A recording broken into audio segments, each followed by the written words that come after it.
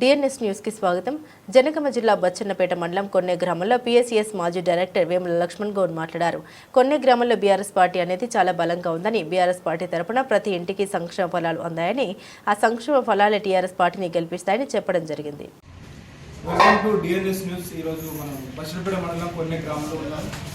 మనకు ఈరోజు స్థానిక ఎన్నికలు జరగబోతున్నటువంటి కార్యక్రమంలో ఈరోజు మనం కొన్ని గ్రామ స్థాయిలో ఈరోజు కొంచెం మనం తగిన విషయాలు తెలుసుకోవడం జరిగింది అన్నటువంటి ఉద్దేశంలో ఈరోజు గ్రామం రావడం జరిగింది.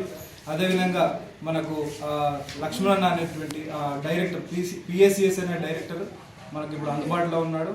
వారి మరి ఒక గ్రామానికి సంబంధించినటువంటి విషయాలు ఆయన ద్వారా కొన్ని విషయాలు తెలుసుకుందాం. అన్న చెప్పండి. నమస్తే అండి. ముఖ్యంగా ముందుగా మీ న్యూస్ ఛానల్కు ప్రత్యేకంగా ధన్యవాదాలు.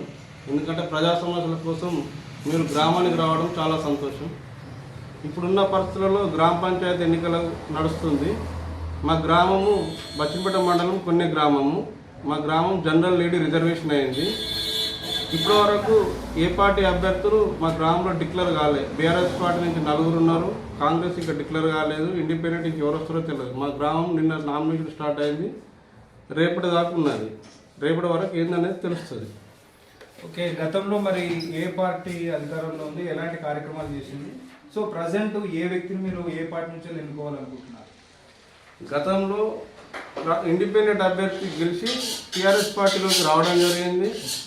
టీఆర్ఎస్ పార్టీ గత 10 సంవత్సరాలు అధికారంలో ఉంది కాబట్టి గెలిచిన సర్పంచ్ అభ్యర్థి కూడా మా టీఆర్ఎస్ పార్టీకి వచ్చి మా ఎమ్మెల్యే గారి సహకారంతో, ముత్తిరెడ్డి గారి సహకారంతో కొన్ని రోడ్డు వేయడం జరిగింది.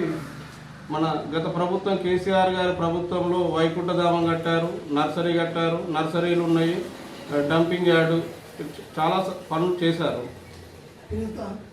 ఓకే, మీరు ఇప్పుడు కొన్ని కార్యక్రమాలు చెప్పారు. సో దాన్ని బట్టి వాటికి మళ్ళీ అదే పార్టీని లీడింగ్లో తీసుకొచ్చే అవకాశం ఉందా, లేకపోతే ప్రజలు ఇంకా కొత్త పార్టీకి ఎదుర్కొనే అవకాశం ఏమైనా కనిపిస్తూ ఉందా? ఇప్పుడు ఏదేమైనప్పటికీ ప్రస్తుతము కాంగ్రెస్ ప్రభుత్వం ఉన్నది. మన జనగామకు వచ్చేసరికి ఎమ్మెల్యే గారు పల్లారాజశేఖర్ గారు టీఆర్ఎస్ పార్టీ.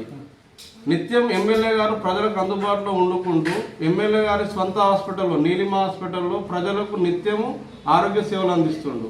ఎమ్మెల్యే గారు వాళ్ళ విద్యా సంస్థల్లో మన కాన్స్టిట్యూన్సీకి సంబంధించి ఒక 10% రాయితీ ఇస్తుండు.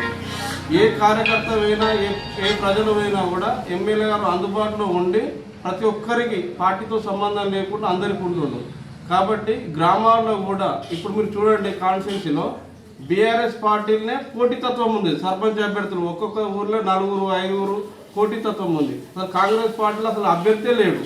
కాబట్టి ఏదేమైనప్పటికీ అల్టిమేట్గా టీఆర్ఎస్ పార్టీ అభ్యర్థి ప్రతి గ్రామంలో కాన్స్టిట్యున్సీ మొత్తం మీద సర్పంచ్ అభ్యర్థులు బీఆర్ఎస్ పార్టీ వాళ్ళే గెలుస్తారు. అందులో మా గ్రామంలో కూడా ఇప్పుడున్న 2 నామినేషన్లు వేశారు. ఎవరో ఒకరు ఫైనల్ అవుతారు. ఏదేమైనప్పటికీ మా ఎమ్మెల్యే గారు ఏకాభిప్రాయంతో ఒక అభ్యర్థి డిసైడ్ చేస్తాడు, ఆ అభ్యర్థి గెలుస్తాడు. మరి ప్రస్తుతం చూసుకుంటే మనకు ప్రభుత్వం కాంగ్రెస్ ప్రభుత్వం ఉంది. సో మరి ఆ పథకాలు అనేటివి ప్రజల్లోకి ఇంకా చేరువ కాలేదా? మీరేమో మరి బీఆర్ఎస్ తరఫు నుంచి బాగా మరి గెలుపొందే అవకాశం ఉందని మాట్లాడుతున్నారు. అయితే రాష్ట్రంలో మన కాన్స్టిట్యూన్సీ భిన్న పరిస్థితి. వాస్తవానికి కాంగ్రెస్ పార్టీ ఎమ్మెల్యే ఉంటేనే సంక్షేమ పథకాలు అందుతాయి. కానీ ఇక్కడ మన కాన్స్టిట్యూన్సీలో మొన్న జరిగిన ఇందిరమ్మ ఇల్లు ఇచ్చారు. మా గ్రామానికి 30 ఇళ్ళు వచ్చినాయి. 30 ఇళ్లలో కాంగ్రెస్ పార్టీ 15 ఇళ్ళు పెడితే మా బీఆర్ఎస్ పార్టీ ఎమ్మెల్యే గారి కోటలో 15 ఇళ్ళు పెట్టడం జరిగింది. ఏదేమైనా మా ఎమ్మెల్యే గారు ప్రతి సంక్షేమ పథకంలో గవర్నమెంట్ ప్రతి మంత్రిని కలుస్తుండు. కార్యకర్తలకు కానీ ప్రజలకు సీఎంఆర్ఎఫ్ఏ కావచ్చు, కళ్యాణ లక్ష్మి, షాదీ ముబారక్ ప్రతి గవర్నమెంట్ ప్రోగ్రాంలో మా ఎమ్మెల్యే గారు ముందుండి మంత్రులతో కొట్టాడి కాన్స్టిట్యూన్సీ డెవలప్మెంట్, గ్రామాభివృద్ధికి పాటుపడుతుంది. అందుకే ప్రతి ఒక్కరూ పల్లారాజశేఖర్ నాయకత్వంలో పనిచేసుకుంటూ సర్పంచ్ కావాలి, ఎంపీటీసీ కావాలి, జడ్పీటీసీ కావాలనే సంకల్పంతో ఉన్నారు. మీకు ఇంకోటి ఏంటంటే అధికార పార్టీ వాళ్ళు ఉన్నప్పటికీ కూడా సర్పంచ్ అభ్యర్థులు మా మేజర్ గ్రామ పంచాయతీ 2200 ఓట్లు ఉంటాయి. ఇప్పటి వరకు రేపు నామినేషన్ లాస్ట్ వాళ్ళ అభ్యర్థులు లేడు ఇప్పటి వరకు. దాన్ని బట్టి మీకు అర్థమవుతుంది గ్రామంలో ఏ పార్టీ బలంగా ఉందనేది. ఇప్పుడు జరుగుతున్నటువంటి కొన్ని వైఫల్యాలే మరి దీనికి కారణం అని వస్తా కాంగ్రెస్ పార్టీ తరఫు నుంచి. ఇప్పుడు ప్రస్తుతం జరుగుతున్నటువంటి కొన్ని వైఫల్యాలు అంటే రైతు బంధు కావచ్చు, కొన్ని